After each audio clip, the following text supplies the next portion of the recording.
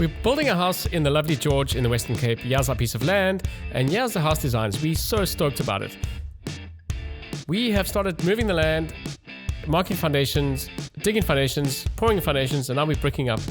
We've now just thrown our surface beds on the bottom level and the upper level, and here's the journey. And here comes the next installment. A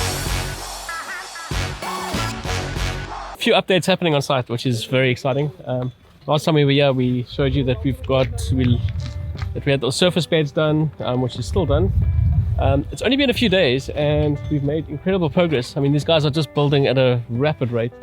We've got sort of a lot of brickwork happening. We've got 13,000 bricks delivered, trying to think, a few days ago. And at this rate, they are just going out. I mean, here's the office as an example. Boom, done. We are busy focusing on the backfill. So we want to backfill this section right to the top here. The other thing that's happened is our pool. We started to box in the pool. So where you see that wood, we're going to be putting a steel over that and pouring the concrete floor of the pool. Underneath the pool, as I say, it hits me here. So that's incredibly high, and then the pool will be up to that level. That's how deep it'll be. So yeah, it's all taking shape, which is great. These guys are working really, really hard. Let's take a walk. Let's go have a look.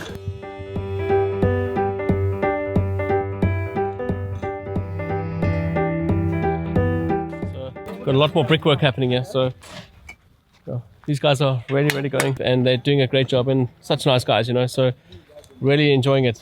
And also for the back, we're trying to get to sort of slab level, roof level in the garage in the bottom area. So that's our next mission. So I've just organized to meet someone who's going to help us quote on our pool. But as I arrived to site, the guys are busy pouring the bottom slab of the pool.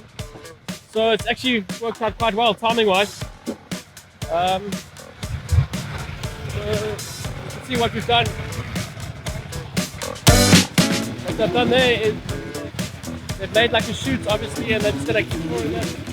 About 5 cubes of cement and concrete. So yeah, it's good. It's all taking shape. It's a bit noisy. The other thing that's happened is that the guys are really moving hard now on the brickwork. I mean, they're bricking up really fast.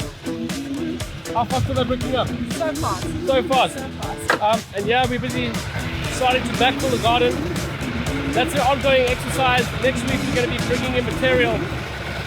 Yeah, so it's all exciting. I love it when a plan comes together. So the ground we are now belongs to Cape Estates, which is a major player in the George development scene. In fact, a lot of the estates around here, Belgelegen, where we're building, Kraaibos Park, Kraaibos Manor, all the rest are all Cape Estates. So they're quite a big deal here. And they're very kindly asked nicely if we can take any material that they have at the back of the estate here. So this is not part of Belgelegen, obviously. This is all sort of their land for future development. And sometimes, guys, you got to think out of the box, because if we had paid to get all this material into our hole, into our garden, so that's what we're trying to do, fill up that hole. If we had to pay for that material to be brought in by a quarry or something else, we're going to be paying probably 3-4 times the amount than we're paying now. So the arrangement we have here is that, you know, it's a win-win situation, because that stockpile there, the residents don't really want to look onto it, so we're going to see if we can lower that for them.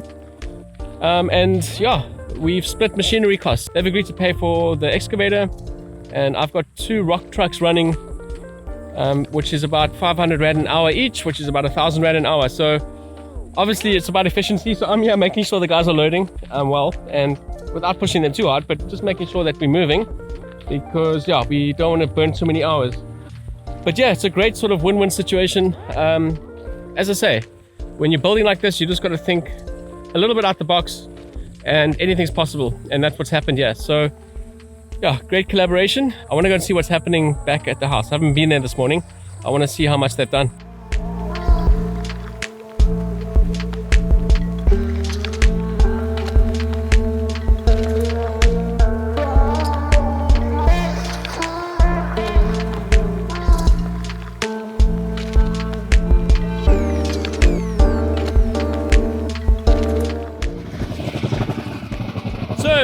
as you can see, these guys are already moving. Got this bobcat looking at material from the back.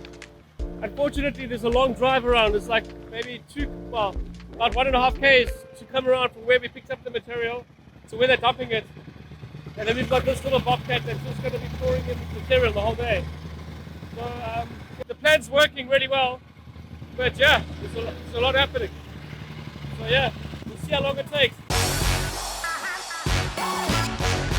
One of the decisions we've made, which has saved us a lot of money, is we would have thrown a normal slab over there, which is obviously the steel and the boxing, but now we're doing rip and block, which is this stuff now. The guys are busy. They're going to start overlaying the rip and block here. You can see. So they're going to lay these sort of concrete metal slabs all the way along, and then interlace them with these bricks that will slot in, and then we're going to do a concrete pour pretty soon, in the next sort of 3-4 days. This is a lot more affordable. This has saved us quite a lot of money as well, which is pretty cool.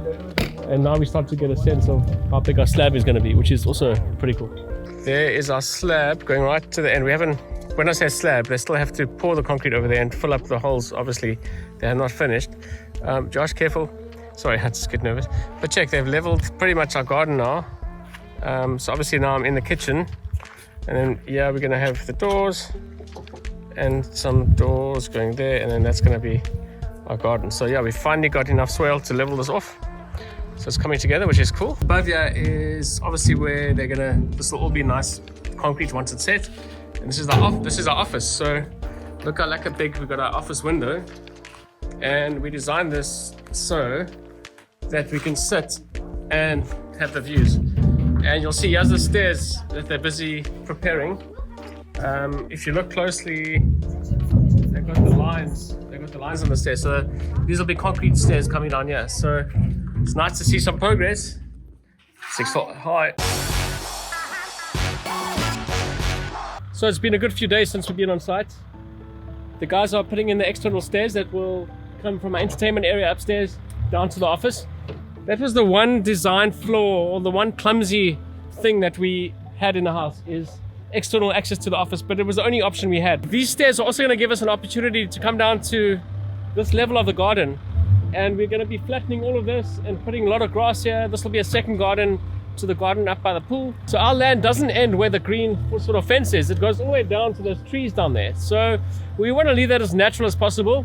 But it does give us an opportunity to sort of level a bigger area here for the kids to play on. Might put the kids' trampoline here so it's out of the way. So yeah, we've got a lot of scope to still play around with.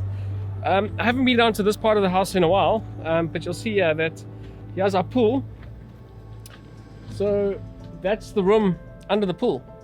And how crazy is it that the bottom of the pool is all the way up there, which is crazy. It just shows you how high this is. I mean, that's where the water level is going to be, right at the top. Yeah, we've got the rip and block happening. We're just waiting for the remaining of these blocks. So these long concrete things are called the rips, and then the blocks are obviously the blocks that fit in between. And then what happens is they pour concrete over this. Ends up looking exactly like this slab that we've got here, which then goes right to the end, which is pretty epic, because this is going to be halfway. Let's just have a look here. So roughly where I'm standing behind me, this is where the house will start. We'll have big glass doors here, and that will lead all the way back there. So this will be our sort of open plan kitchen right at the end there, and then we'll have big doors here leading out to the garden. So yeah, the idea is to get these blocks in tomorrow, then to pull this upper slab, and then we are done on this level. Then the next thing we'll be doing is starting to brick up the walls, the internal walls on this level, and we'll be asking the bank for some money once we've done that. So by the end of next week, let's say another 10 days or so, we should have bricks coming all the way along here and up. At that point, the bank should release some more money for us. It's quite interesting how they work with their milestones. Not the easiest process in the world at all. I'd like to do some deep diving into the finances. Another very interesting development we've had is, if you look at an aerial shot from the drone, you would have noticed this sort of L piece, this funny L-shaped room. This is always going to be dead space. And as you can see, I mentioned in a previous video that we've been dumping rubble in there, like nice stone. So that's been our dumping ground for a while, because what was going to happen here is we're going to put a slab over here. That's going to be the slab for this whole section, right? We're going to build the rest of the house on top of here.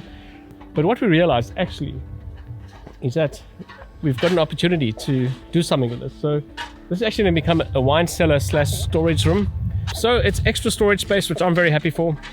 Yeah, it's not costing much to do that. Okay, so now we're in that cavity that we spoke about, that we've just got back. This will be the wine cellar / Christmas tree storage area, or whatever you want to call it. So obviously we'll clear up all of this and put a floor in and plaster the walls and all the rest, but let's just check.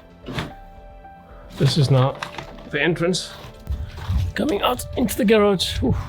Let me give you a rundown tour of where we're at with the bottom level. Obviously he has a garage, so this is a 7-meter garage across, which is great. I'm gonna put my workbench along that wall. As you come in here, this will be external access for our guests. There'll be a door there that will lead into this room, which is the guest room, which is pretty cool. The views are going to be great.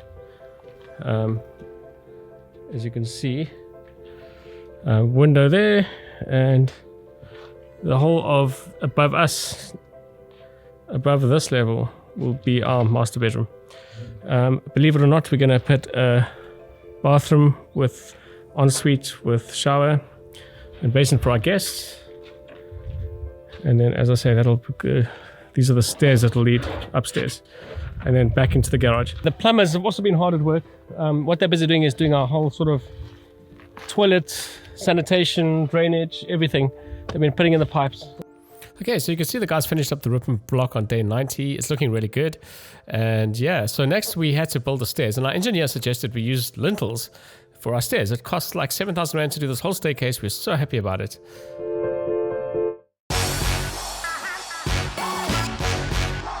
Okay, it's day 95, and yeah, we are busy pouring the concrete over the roof and block. And yeah, the stairs, it's fascinating. The guys throw concrete down the stairs, it goes all the way down to the bottom and then starts blocking up to form the stairs. It's actually such a clever concept. The pour went really well. You could see these guys just, again, know what they're doing. You have some good aerial shots of it, and yeah, at the end of the day, it all went really well, went really quickly. And now we've got a roof over the office, and our slab is extended into our living area. We are so happy. Please, guys, like, follow along, subscribe. I really appreciate you. You are the best. Thanks so much.